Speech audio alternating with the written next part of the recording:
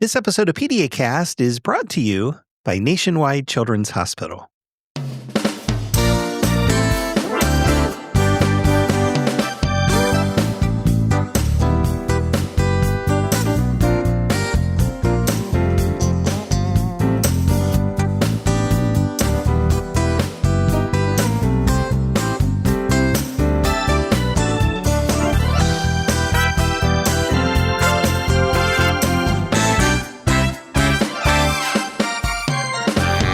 Hello, everyone, and welcome to PediaCast. We are a pediatric podcast for moms and dads. This is Dr. Mike coming to you from the campus of Nationwide Children's Hospital.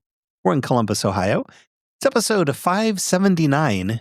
We're calling this one Connecting with Your Newborn. I want to welcome all of you to the program. So it's no secret that becoming a new parent can be overwhelming. There's so much advice, so many products, and an endless stream of opinions. But when you strip away all the noise, what matters most? Well, it turns out that building a strong, loving bond with your newborn is the most important thing. And today we're going to really shine a spotlight on that fact. Our guest is the author of the Baby Bonding book, a thoughtful and practical guide for parents who want to nurture safe, stable, and connected relationships with their babies starting on day one. And that is important because the bond that we have with our infant really informs every next step. So it's a building process, and having a strong bond right from the get-go and then building on that as your child becomes a toddler and then a young child, school-age kid, preteen, teenager, and even into young adulthood, it all builds on itself from day one. And so it is important. That also puts a lot of pressure on parents. So we're going to talk about that pressure and, really how to care for yourself while also caring for your baby and connecting with your infant.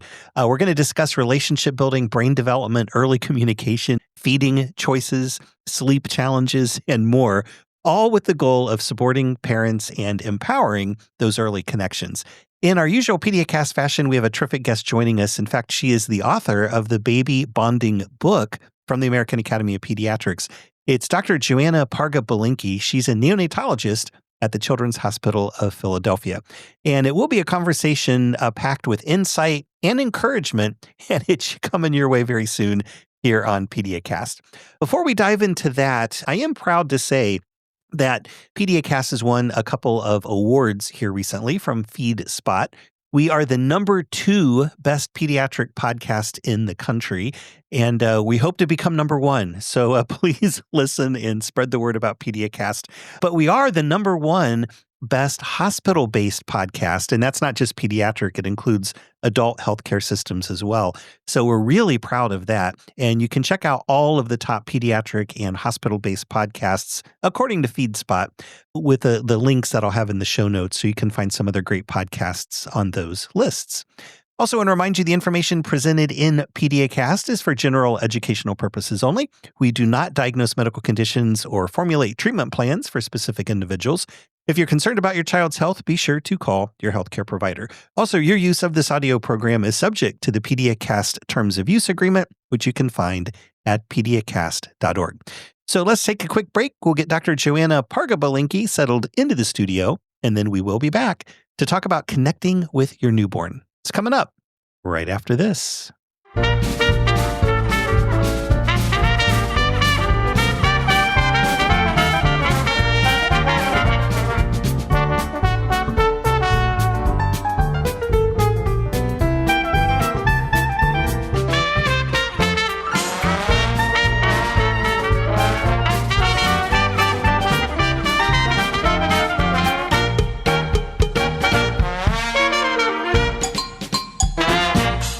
Dr. Joanna Parga-Belinkie is a neonatologist at the Children's Hospital of Philadelphia and an associate professor of pediatrics at the Perelman School of Medicine at the University of Pennsylvania. She has a passion for supporting parents of newborns as they embark on the very important job of bonding with their baby. To help provide that support, she authored a book published by the American Academy of Pediatrics called The Baby Bonding Book, Connecting with Your Newborn. That is our topic today, connecting with your newborn. But before we dive into our topic, let's offer a warm PediaCast welcome to our guest, Dr. Joanna Parga-Belinkie. Thank you so much for stopping by the studio today. Thank you so much for having me. Yes, we are very excited that you're here. And some of our listeners may recognize your voice because you are a fellow podcaster and co-host the Pediatrics on Call podcast from the American Academy of Pediatrics. And we'll put a link to that podcast in the show notes so folks can find it easier. But we're really excited that you are here and going to talk about your book. So thank you. Yeah, I was so excited to be on this podcast because it was the first one that I listened to when I was training in pediatrics. So this is going to be really fun. Yes, it is definitely going to be fun.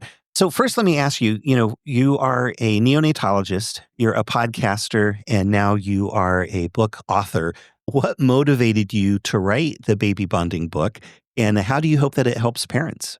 There is just so much noise out there about infant care, and there's a lot of information. There's good information, there's misinformation and disinformation, which I consider to be bad information on how to care for your newborn.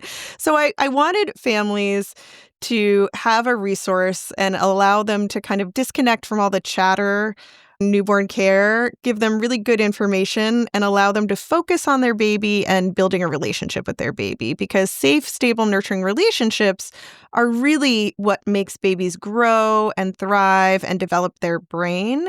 And so newborn parenting can be really demanding, and I want to give parents permission to just take a time out and find the joy in parenting these really small humans. Yeah, it is so very important. And of course, we'll put a link to the book itself in the show notes as well. This is episode 579 over at PediaCast.org. There's so much out there now in terms of like technology, and I feel like those things are growing day by day. And as kind of a tech person myself, it's really cool. Like, oh, there's a crib that will alert you if their oxygen levels are going low. And I mean, there's just all kinds of tech stuff. Some of it safety related, some of it convenience related. But you really encourage parents to focus less on gear and really relationship building. What does that shift in mindset look like? I'm so glad, Mike, that you mentioned gear, though, because I think the reason why there's so much baby gear for babies is that this is a pain point for parents. It's a difficult time to parent a newborn. And so, I like to come at things with people are trying their best, right? So I think all of these product makers, consumers want to try to make this period of time easier, right? And they see it as a point of stress for parents as they develop kind of, becoming parents and this new relationship with a newborn. But what I see is that a lot of families will then focus on kind of making a nursery, getting all this gear for their nursery, making a baby registry, and maybe they'll make a birth plan, right, for the delivery. And the delivery is this extremely important moment, right? And it could go a number of ways, right? It can go the way you hoped or not. So it's a very emotional moment too. But what I don't really see a lot of families prepare for is the after baby's born, hey, like, how am I going to connect with this baby? And what's that going to be like? And what kind of relationship do I want to have with them? And what are the values that I want them to have as they grow? And I think that reframing can be really important for families because it can help you realize, how short the newborn period is and how the goal is not, that moment of delivery, having that all go well and, you're done. That the goal is like, hey, this is a lifelong relationship. And I think that's the frame shift, right? Like kind of coming out of that consumerism and that focus on delivery and thinking about what do I want this lifetime to look like with my child? And how do I prepare myself as a parent for that and how things are going to change and what values I want my child to have as they grow? So that's what I really encourage families to take time out to do. And this took me time as a parent too. I have 3 kids. And it wasn't until my 3rd baby that I made a vision board for really how I wanted our relationship to be. And I broke it into different categories, and I used a Harvard Business Review article on success and happiness when I did this. And so, I thought about happiness, like how am I going to be happy with baby? What does happiness mean for me in this relationship? I thought about achievements as a parent, about the legacy that I wanted to have for my kids, and also about significance, like what really mattered to me and what I wanted to pass down to my kid. But I think just this exercise of listing your parenting goals and your hopes for the future kind of allows you to take some of the focus off the whirlwind of pregnancy and delivery and allow you to really think about, like, how am I going to connect with this new human being who's now living in my house? Yeah, no, absolutely. And I think that you have, especially if it's your first baby, you kind of have a romanticized vision of what those first months are going to be like. And then when it hits you, it's way more difficult than you ever thought it would be. And, baby's crying, you're not getting enough sleep, you're not sure if they're getting enough to eat. You have so many questions. And, and then we're asking you to bond with this, this infant who's cute, but also is, has upended your life. And that can be difficult. And I think that then when you focus in on gear and tech, it's like that might get the dopamine going a little bit when otherwise it's not there. But it's just so important. And in fact, you write in the book that this bonding experience is really key to infant brain development. Can you talk a little bit more about that? So, this is really important for babies' brain growth. Yeah. If the first year of life is when the brain is forming, and you really have this incredible amount of brain growth in your first year of life. You've got different connections, neurons that are firing, parts of the brain that are starting to speak to each other. And when I'm teaching medical students, right, I always say that babies develop from the top down and from the inside out. Right. So if you go look at developmental milestones, you'll see babies start to develop skills from the top down, head control, and then they get to walking, right, for gross motor. And then, they get trunk stability, and then they start like really focusing on how they're moving their arms and moving their fingers, so it's like an incredible thing to watch because there's just this explosion of growth. Right, in this first year. And it doesn't seem like it when you have that little newborn who's sleeping most of the time. But in sleep, they're building so much, and the brain is really picking up on cues and shaping itself. And the shaping of that brain is based on reactions that the baby is having with trusted caregivers, right? And this is occurring from the moment that a baby is born. So I think it's really important to think about how you're going to help your baby respond to your baby and help them build emotions and intelligence and skills, because that's actually what you're doing, right? So I feel like the world of newborn parenting can feel really small, but the impact of how you interact with your baby in that first year is lifelong. It's setting up the brain for how it's going to be wired and how that child is going to respond to their environment. Yeah. Yeah. When newborns are really young, of course, we want to take care of them 24/7 and meet all of their needs when they have those needs, regardless of if it's convenient for us or not. At what point is it okay to let them cry? There's the whole Ferber, cry it out. And there's a lot of controversy, especially from the lens of parents that may feel like they're abusing or neglecting their child if they just let them cry. What are your feelings as a neonatologist and baby brain growth expert on that? Yeah, this gets to how babies communicate with us, right? And babies don't talk, obviously. So, but they do make sounds, right? And crying is one of those sounds that they make in order to tell you that something's going on, right? But what I tell new parents is crying is not you're doing something wrong and you're a terrible parent. That's usually, your baby's not capable of that complex thought, right? Crying can be a number of things. So to answer your question, I think it's always okay for a baby to cry. In fact, as a neonatologist, when I'm in a delivery room and a baby comes out, I want to hear them crying because I want to hear them opening up their lungs, taking their first breaths, not relying on the placenta. That's important to me, right? And babies cry, And of course, we could get into a whole discussion about your fussier babies and your colicky babies, right? And what to do with those kind of babies. But I think for any baby that's crying, really they're trying to tell you, they're trying to communicate a need, right? And so what you're doing as a parent is you're kind of learning a new language for how you're talking to this baby, right? But that need could be, I'm cold, my diaper's wet, I'm hungry, I'm on the floor and there's something under my back, I don't like it. It's usually not a condemnation of your parenting. It is I'm trying to talk to you and tell you my needs, and crying is one of those ways that I can communicate with you. And babies communicate in different ways too. And so, I always tell new parents, crying is not a failure. Crying is a form of communication. But I think you also touched on a point, Mike, that this is not something that's easy to do alone. I always had a visceral reaction to my baby when they were crying, each of the babies. I think I was almost programmed as a parent to have that, And so I think this gets to the point of, safe, stable, nurturing relationships are key for babies' growth and development. But it can be, and what they need is just really one loving, trusting caregiver. But having those different loving, trusting caregivers that can be there for your baby helps offset the stress of parenting a newborn, right? That can't communicate with you in the way that other adults can. Yeah. And I would advocate for finding a trusted person in your life. If you're a single parent, it is much more difficult. And I think if you have someone, that can be there, especially in the early months, a trusted relative or something, it can be helpful. But also, I think it's important to spend some time on self-care as well, and still go out on date night, with your significant other, and have someone else watch the baby, and just get out there and also sort of live your life too, right?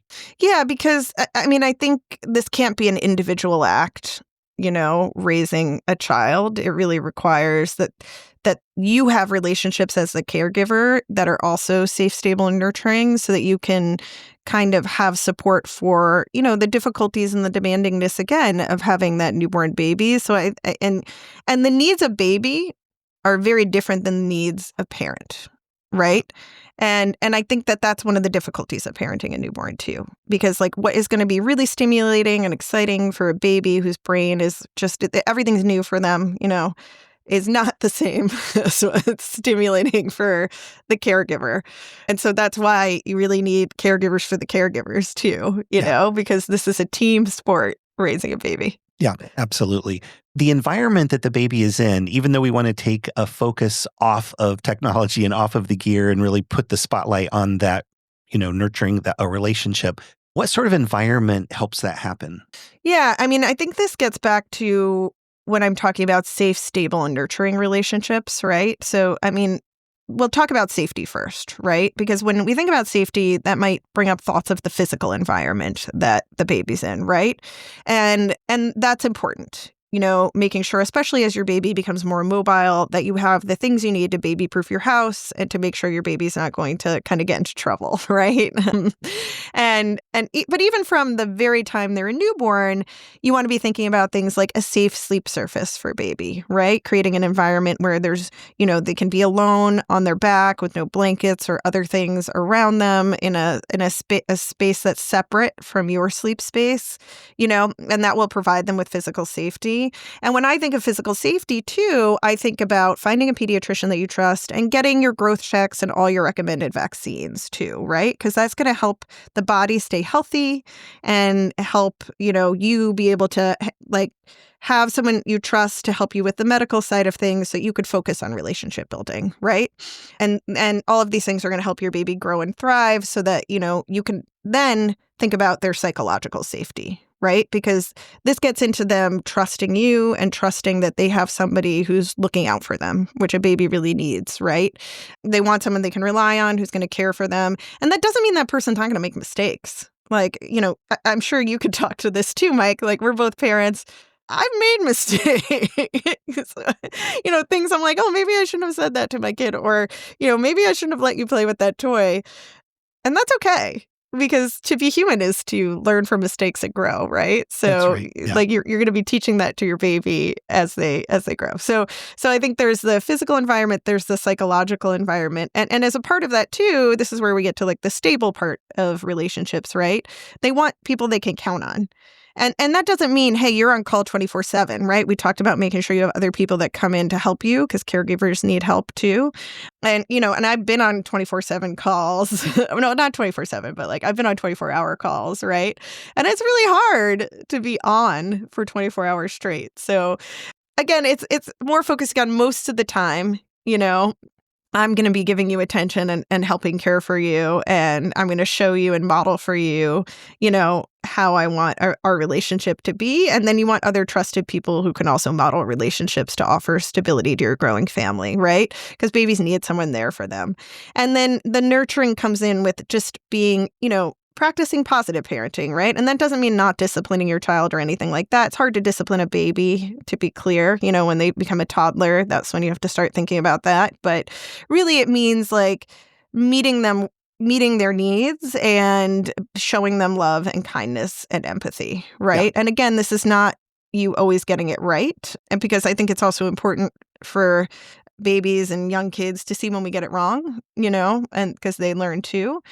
But it's the trying, and it's the engaging, and it's the responding, and it's the learning how they're talking and communicating with you. And actually, if you start to like learn their temperament and how they are when they're little, that's going to help you when they get older, when they're a toddler and when they're a school-age kid, because you're going to be like, oh, we've been through a lot of this. I know some of the nonverbal signs of like when you're upset or what you need, and it's just going to strengthen your relationship. Yeah. As a parent, it's amazing to me. I just have 2 kids and they're so different, but you could tell, in those first few months, as I look back, that personality they were very different. And that tracks even now into young adulthood. One's more laid back and really didn't cry much. And one is, and I won't say which is which, and one's more high maintenance and was back then and might be a little more high maintenance today. I don't think she listens to my podcast, so I'm safe. Oh, I said she. Oops. They. Just gave that away. But anyway, in all of this, as adults and even as adults with school-age kids and even toddlers, a lot of our relationship is based on language. Like we are talking back and forth and we're having a conversation, and those conversations build on each other, and that also kind of deepens our relationship. But babies, of course, don't use words. And so us using words to them, of course, it's important as they start to learn language. But in those early months, they don't understand what we're saying. So how can we bond with a baby that we can't really have a conversation with? Yeah, language is so much based on like hearing, right? And deciphering words and using parts of the brain baby hasn't fully developed yet, right? So I think there are other ways, though, of active listening and picking up on nonverbal cues and using your other senses to get, to watch and see how your baby responds to things. I'll mention this. When I was a fellow, I trained in Los Angeles, and I got involved in a little bit of research on cry deciphering, actually. And so there are some studies out there that say parents learn, by actively listening, what pitched cry means different things from their baby. They get to start to get a sense of, with that cry, as a form of communication, what their baby needs. So I think that's really interesting, right? And you can, you can see, like I was just at the doctor with my 15-month-old, and I could see when another person comes in that she doesn't know, just from her body language, how she gets closer to me, how she holds me, like how she's starting to feel, about having someone else come in the room. Her doctor that she does see pretty regularly, but I think probably forgets, So there's other nonverbal cues. But one of my favorite communication techniques is serve and return. I always imagine it when you have a baby as being a tennis match with them, right? And of course, as the adult, you're going to be the better player. So you're hitting the ball over the net and you're seeing what comes back, right? So I always tell parents, talk to your baby, start reading them books really early, so that, they're starting to understand your cadence, your voice, point at things and see how baby responds. Because what's going to start to happen is they're going to start to return kind of those gestures and those sounds to you, right? And so there's really cute videos online of a baby doing a goo or a ga and the parent doing it back and them seemingly having this conversation, right? Which you're talking about when you get older is so important for how we communicate, right? And that is, again, building that baby's brain, that back and forth, and what it shows, right? Because sure, you're not teaching a 6-month-old a bunch of vocabulary, right? They're just not ready for that. But it shows that you have an interest, that you're there to nurture them, and that you're interested in connecting with them. And that for a baby is huge because they want to know that you're a trusted caregiver that they can have that back and forth with. So they can, make those mistakes, start to, pick up on things, practice language. This is all really important for a baby. Yeah. And I think kind of important for parents too, because that serve and return, it really does, even though you're not communicating with words necessarily, it does allow you to see, hey, there's a reaction, we're forming a connection. And by the way, there is a link that we're going to put in the show notes from the Harvard Center on the Developing Child on serve and return interactions. But I think having those in mind can really help because a lot of parents feel disconnected from their babies in those early days, especially if you're not aware that this sort of thing can happen. How do you encourage parents to practice serve and return? Yeah, I think it's just inviting a baby to be a part of your daily activities, right? I think a lot of parents feel like they have to be doing all these special things for baby, these special, baby music class, baby, story time, got to go to baby group, got to do, I think you don't have, it's fun to do those things because sometimes that is community building, and you're getting out in your community and you're meeting other parents and you're starting to make friends that have kids the same age as you. That's all really important, right? Because we talked about the importance of community and other relationships. But to stimulate your baby, just involving them in your daily activities, narrating it for them, showing them how you're doing things. I used to just unload and reload the dishwasher with my son when he was a really little baby, and he used to watch me do it. And I used to tell him I'm really bad at loading the dishwasher, so we used to talk about that. And I wasn't expecting he was going to respond, but it's those simple acts of involving them in your daily routine that's going to be really brain altering for them. Yeah, absolutely.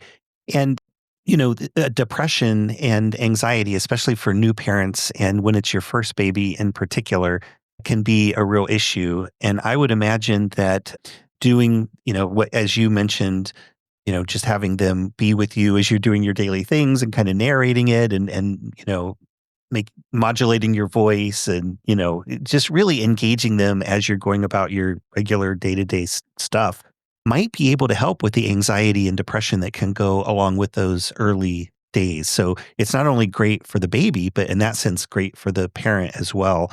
Do you see a lot of the newborn baby blues? Is that really still an issue for parents these days? It's such an issue. I think up to 80% of parents experience some form of baby blues, right? And there's been studies in, parents who identify as mothers, parents who identify as fathers also having this, right? Because again, we talked about how having a baby just alters your life, the cadence of your life and the things that you used to do, right? And of course, I work in the NICU.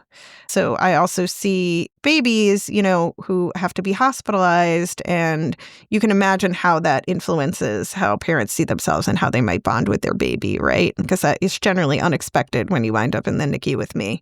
So I think baby blues and even things like postpartum depression are pretty prevalent, right? And so I think we have to take focus off just this moment of delivery and immediately surrounding it and think more about giving yourself the time and space to build your love for a lifelong relationship, right? Because love at first sight is really something for the movies. Strong relationships, if you think about the strong relationships you have as an adult too, sometimes that takes work and time to build them, but it's worth it, and being a parent is, a different form of work kind of, right? Yeah.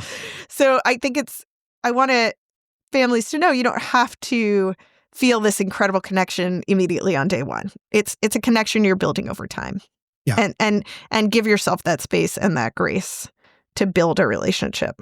Yeah, that is so important. And it's really the cumulative of all those interactions that really make the difference. So you're going to have good days and you're going to have bad days. You just really want there to be hopefully more good days than bad days. And, and as you said earlier, it's really about growing and learning each step along the way. And I guess that does make it a little bit easier with subsequent kids. Although at the same time, when you have a fussy baby who's crying and you don't have enough sleep and even the most experienced parent can start to have some anxiety and depression around that. So and that's not a sign of weakness, right? I mean, I think that that's really important. You mentioned it's so common, but it's okay to seek help because it's going to make you a better parent. And really, we all need help. I am a firm believer that everybody needs some therapy. I think it's so important, right? You can't do this alone. We were already mentioning that this is a team sport, so think about, and a therapist can be one of your team members, yes. If that's something absolutely. that you need after delivery. Let's pivot to feeding, because that is something else that really takes up a lot of time and effort and energy with the newborn. And it also provides you an opportunity to bond because you're very close together during the feeding process.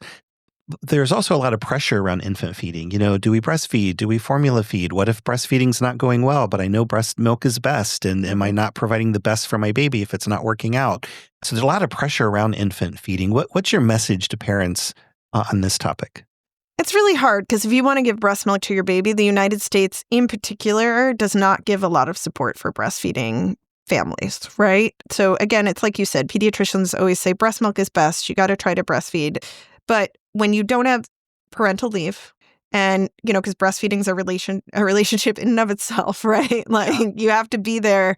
If you're direct breastfeeding and putting baby on the chest, you have to be there, right? And we don't give our parents enough time to be with their kids here in the United States. And so I think there needs to be more advocacy around that. And that would help sort of ease some of the stress of using breast milk and breastfeeding, right? Because breast milk is the gold standard type of milk, right? Formula is nutritious. It's great. It's going to provide good nutrition for babies. It's going to help them grow. A lot of formula, though, is trying to have similar nutrients to breast milk and similar composition. But what it doesn't have, breast milk is really interesting. There's a whole science behind this too. But breast milk changes, as the baby gets older. It changes from when the baby starts feeding to the end of the feed, kind of the components of it. And it also gives this extra immunity. So it is more dynamic than formula, right? And in order to breastfeed early on, right after delivery, you have to start thinking about it, right? And that's where we have this golden hour where the baby's put on your chest. And I think people think of that as like a bonding moment, but actually the literature is really about that as a way to kickstart breastfeeding, right? And get your milk supply in and get your body primed like, hey, I just delivered. I need to start making milk, right? And so I agree. I think there's a lot of pressure early on for families to breastfeed because biologically, that's when their milk's going to start to come in. And the body, and breastfeeding is one of those things, right, that is a true supply and demand. So the body is going to make what the baby needs, right? And so you need to, if breastfeeding is part of your goal or using breast milk, you need to get that baby on the breast right away. Yeah. Right. And you need to have that education in the first few days. But I want to be clear, you shouldn't feel, I think you're going to feel stress, right? Because like you're feeding your baby and but it's not meant to, it's meant to be a biological stimulant, I think, more than it's meant to stress out families. And I wish we had more supports for families so that they could get through this really intense time of early breastfeeding, right? But if breastfeeding, for whatever reason, is not going to work for you, maybe you already know that before you deliver, or maybe it's affected your mental health so much, in that first week that you just can't do it. I always try to tell new, lactating individuals that, you got to have grit to do it in the beginning, right? And even if you need to supplement with some formula, see how you feel after the first 2 weeks, because there's so much change in those first 2 weeks of your body and the baby, right? To see how it goes. But if it really is not working out for you, then talk to your pediatrician, find the right formula for you and your family, and feel confident that you're going to do what's best for your baby, right? If you're already listening to this as a new parent and you're thinking about how you're going to feed your baby, you are already showing how much you care about their nutrition, right? And so whatever form you wind up giving them is going to be what's best for you and your baby and your family. Yeah. If you are at that point where, okay, breastfeeding is not working out and we're going to go with formula, there's so many formulas out there now. When I was a resident, I'm going to date myself here, but there were like 3 choices.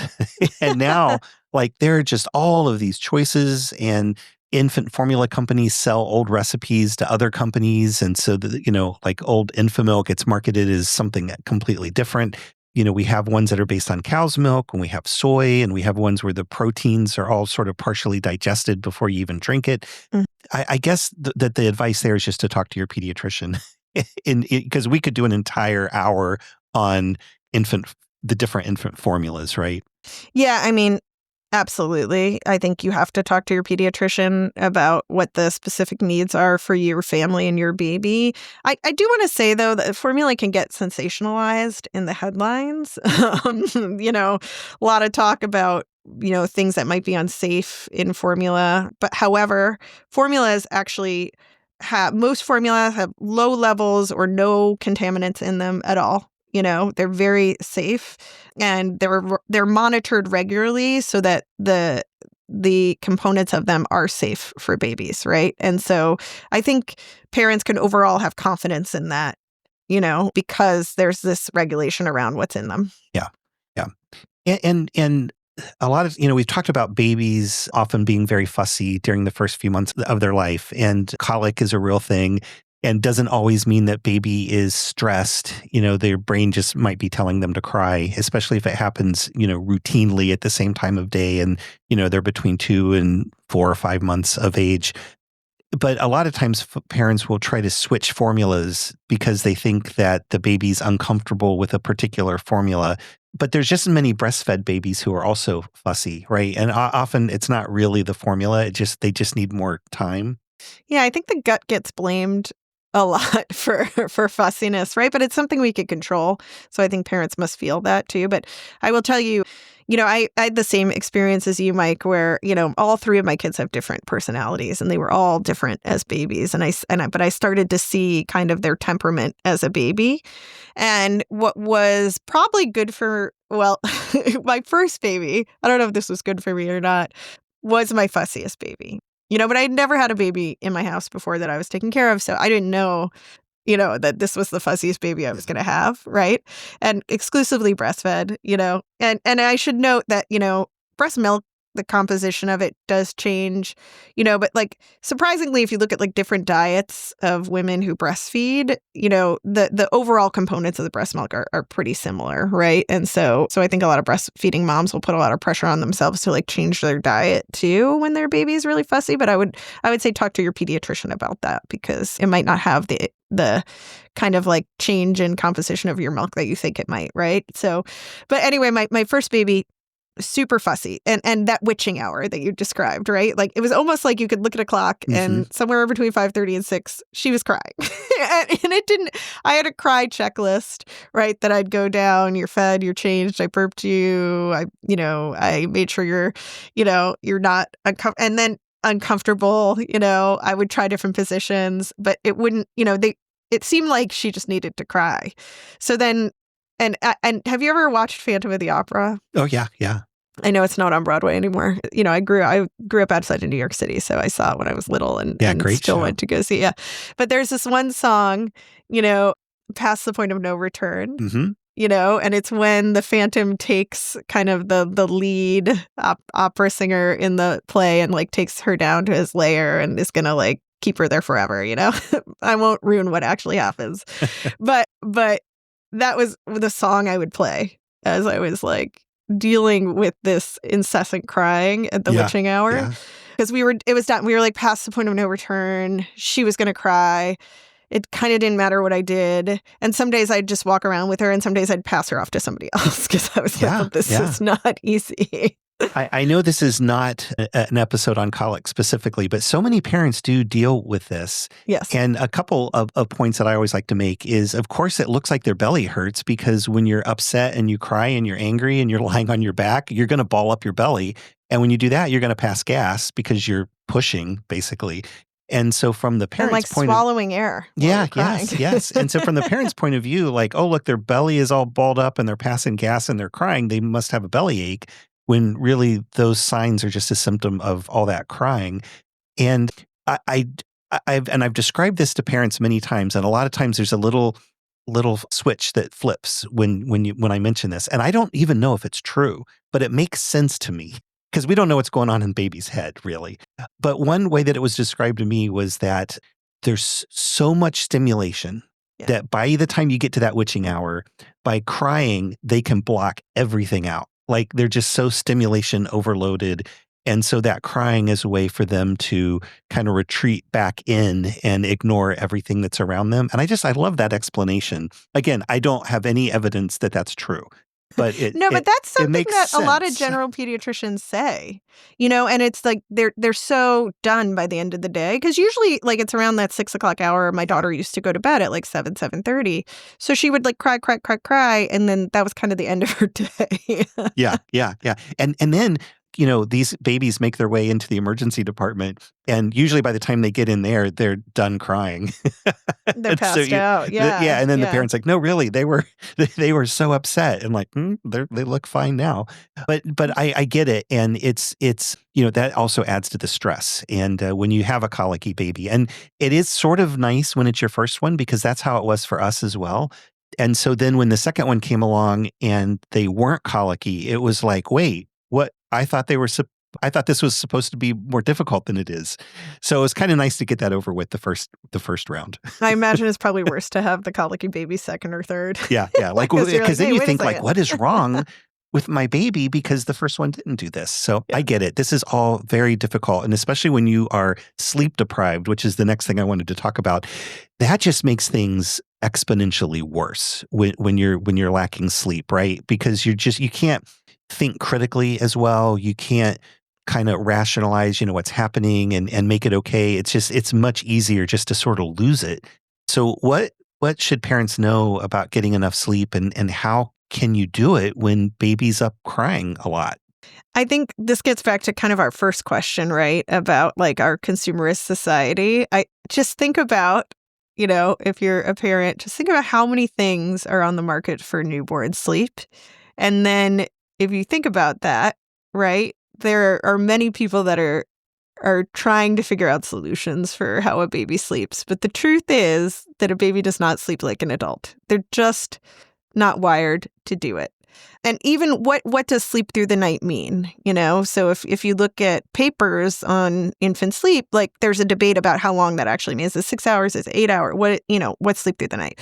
But the bottom line is babies don't have circadian rhythms or sleep-wake cycles. So they will sleep for 20 minutes. They will sleep for 90 minutes, and they need to get up and eat when they're very young because they're Again, think of how much they're growing. They're like doubling their birth weight maybe by 6 months, like they're doing this incredible amount of body growth and brain growth, right? And so I'm real with new parents, and you are not going to prevent sleep deprivation. You will feel it as a new parent.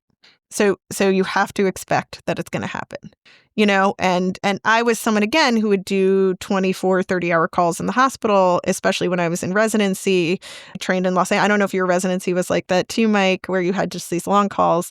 So I thought, like, I got sleep deprivation. I've done it. This is not going to be a big deal for me with my babies, but it's the chronic sleep deprivation that really gets you, right? So I think you have to be prepared to be getting less sleep. And what does that look like? And how can you prepare for that? Well, having people that you trust, other relationships that can maybe be there for you for feeding and changing either during the day or at night, because you're going to need to tap out from this like 24/7 baby care at some point. I think it's hard to sleep when the baby sleeps. Like, I never really liked that advice because you do have a circadian rhythm, right? So like when it is daytime, you want to be awake. But I think naps are also something that adults need to get more into, So thinking about how you can adult nap more and how you can fit that in your routine. And then also I think it's really important, and it's really easy in our society to overschedule yourself in the newborn period. Yeah. I got this appointment. My digital calendar says this. I would say don't overschedule yourself in the newborn period, because that's going to allow for just more downtime, right? Especially when you know that a full night's sleep is not in the cards. And then I think from a very early age with baby, and this is going to be really important when they get older, like toddler age, start a nighttime routine that involves the baby, and that's going to be good for you too, so that you can start to help them. And really, some babies aren't even sleeping through the night at the end of the first year. My third baby is still not sleeping through the night. She's a little bit over a year. She still gets up at least once at some point, And that has to do also with she's always been just a tiny baby. And so she's always needed the extra nutrition, right? So it's not like we can forego her being up at night, which I wish we could. Yeah. But at this point, I'm a seasoned parent, so I know that I'm going to be sleep deprived. So I put tools in place to make sure I'm dealing with that. So I want to be real with parents that that's something that's going to happen. Yeah. You're not going to avoid it. Yeah, absolutely. And and so really you are a great example of learning as you go. But each baby, that part of it does get a little bit easier because you do start to figure out what's the plan, how am I going to have some self-care, try to get some naps in, but also do some things as an adult that I want to do when my baby's sleeping because I may not have an opportunity to do those things, otherwise. And of course, finding trusted adults to help you with care and to get out and have a date night and Yeah, or can we even talk just about though, that first year is a blur. And I think I just let it be that way too. yeah. Like all the planning in the world is not going to make it okay 100%. Yeah, that's for sure. The book, again, is the Baby Bonding Book, Connecting with Your Newborn from the American Academy of Pediatrics. If there's one big takeaway from the book that you hope all new parents remember, what is it? If you had to distill it down to one really important thought, what would that be? I just want to give parents permission to just be there with their baby, to learn from them, to discover how they're communicating with you, and to let your love be something that grows over time. And to think about, the newborn period is so impactful, but it's really short, right? So focus on how you want to love, how you want to parent, and what kind of relationship you're going to want to have with this child when they're 20 years old, because that's going to happen quicker than you think. Yeah, absolutely. Great advice. We are going to have a lot of terrific resources in the show notes for folks. Of course, we'll have a link to the Baby Bonding Book. Also, the Pediatrics On Call podcast. There's a really cool conference in Baltimore in October called 0 to 3, the Learn Conference. And that's pretty interesting. We'll put a link to that in the show notes as well. We talked about serve and return interactions from the Harvard Center on the Developing Child. So that'll be there. Also, a great article on postpartum depression, what pediatricians need to know. So we'll have a link to that in the show notes as well. So lots of resources. I'd encourage people to head over to PediaCast.org and look up episode 579, and those will all be there for you. So once again, Dr. Joanna Parga-Belinkie, with neonatologist at the Children's Hospital of Philadelphia and author of the Baby Bonding Book. Thank you so much for stopping by today. Thank you so much for having me.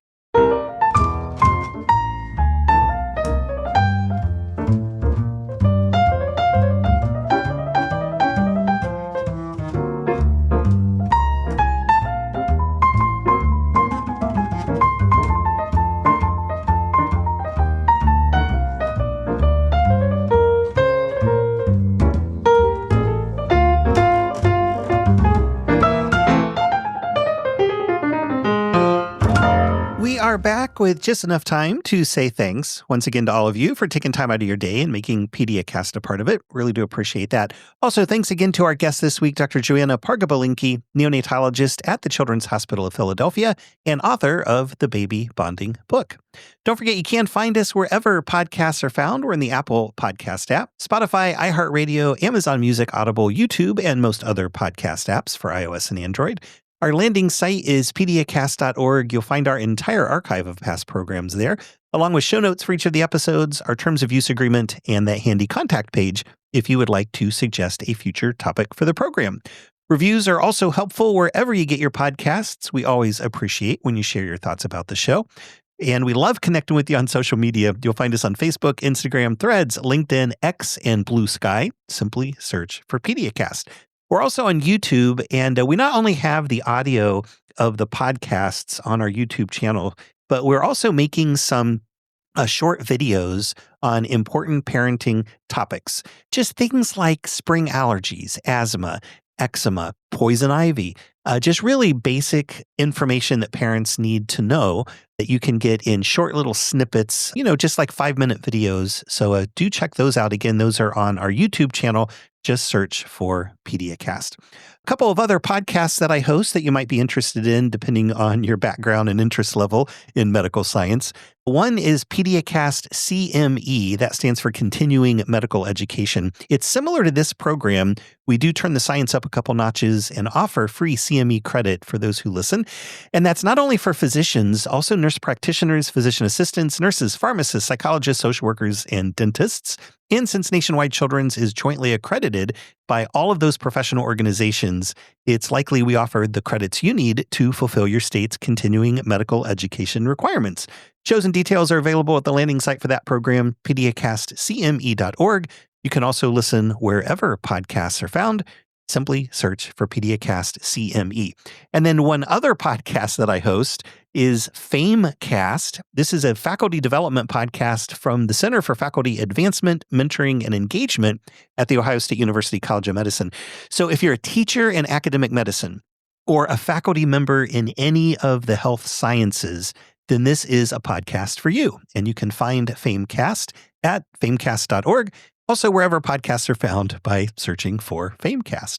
Thanks again for stopping by. And until next time, this is Dr. Mike saying stay safe, stay healthy, and stay involved with your kids. So long, everybody.